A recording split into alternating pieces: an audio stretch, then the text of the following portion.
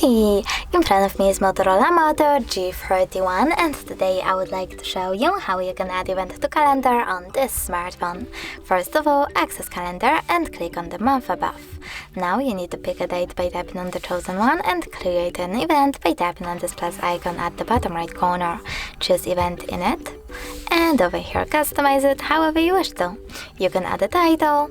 For example, pick starting hour, ending one, or turn off this feature completely by tapping on the switcher next to all day.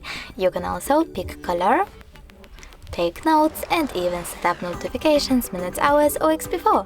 When you're ready, just save at the top right corner, and as you can see, my event was successfully added.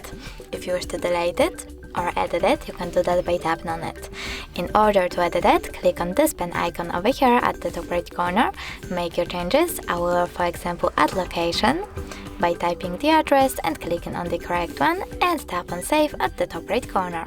If you wish to delete it though, click on it again, but this time tap on those three dots at the top right corner, select delete, and confirm your choice in the pop-up. Thanks so much for watching. If you enjoyed this video, leave a like, comment and subscribe. Bye!